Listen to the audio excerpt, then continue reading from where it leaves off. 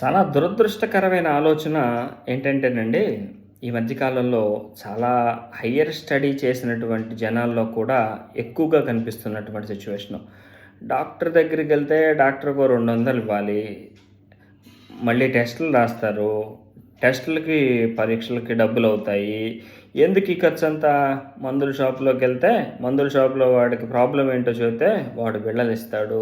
4 రోజులు బిళ్ళలేసుకుంటే అదే ప్రాబ్లమ్ తగ్గిపోతుందిలే అనేటువంటి ఆలోచన చాలా ఎక్కువ మందిలో ఉంటుంది. చాలా ఇబ్బందికరమైనటువంటి ఆలోచన అండి.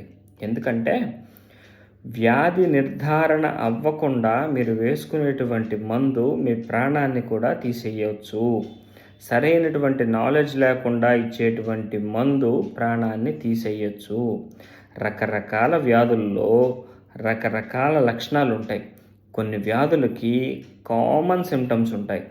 ఉదాహరణకి జ్వరమే తీసుకుంటే టైఫాయిడ్‌లో జ్వరం ఉంటుంది. డెంగ్యూలో జ్వరం ఉంటుంది. మలేరియాలో జ్వరం ఉంటుంది. ట్యూబర్క్లోసిస్ ఇన్ఫెక్షన్‌లో జ్వరం ఉంటుంది. నెక్స్ట్ క్యాన్సరస్ సిట్యుయేషన్‌లో కూడా జ్వరం ఉంటుంది. అసలు ఏమిటి అనేటువంటి వ్యాధి నిర్ధారణ అవ్వకుండా గుడ్డిగా మందులు, చీకట్లో రాళ్ళేసినట్టు మందులు వేస్తే నీ ప్రాణానికే ప్రమాదం. డాక్టర్లెవరు ఊరికనే పరీక్షలు రాయరండి. డాక్టర్లెవరు పరీక్షలు ఊరికనే అయితే రాయరు. ఎందుకంటే 100కి 90 మంది డాక్టర్లెవరు ఊరికనే పరీక్షలు రాయరు. ఒక 10 మంది ఉంటే ఉండొచ్చేమో. అలాంటి వాళ్ళ ఆలోచన గురించి మనకు అనవసరమైనటువంటి సిట్యుయేషను. వ్యాధి నిర్ధారణ చేసి దాన్ని ద్వారా ఇచ్చేటువంటి మందు గన్ షాట్‌గా ప్రాబ్లమ్‌ని కంట్రోల్ చేస్తుంది.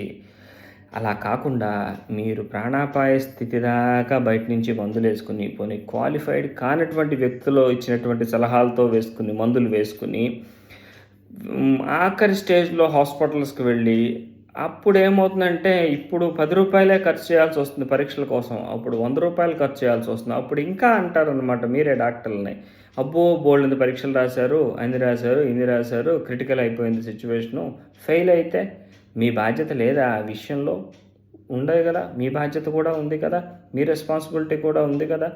అలా కాదండి. అలా చేయటం అనేటువంటిది ఏమాత్రం కరెక్ట్ అయినటువంటి సిట్యుయేషన్ కాదు. ప్రతి వ్యాధికి ఇంక్యుబేటింగ్ పీరియడ్ ఉంటుంది. ఈ ఇంక్యుబేటింగ్ పీరియడ్ అనేటువంటిది దాటిన తర్వాతే దానికి సరైనటువంటి మందు అనేటువంటిది క్వాలిఫైడ్ డాక్టర్ ఎవరైనా సజెస్ట్ చేస్తారు. అలా మీరు మందులు వేసుకుంటే మీకు ఎటువంటి డిస్టర్బెన్స్ ఉండదు. కానీ ఎలా పడితే అలా మందులేయటం మూలాన రకరకాల దుష్ప్రభావాలు చాలా ఎక్కువ ఉంటాయి.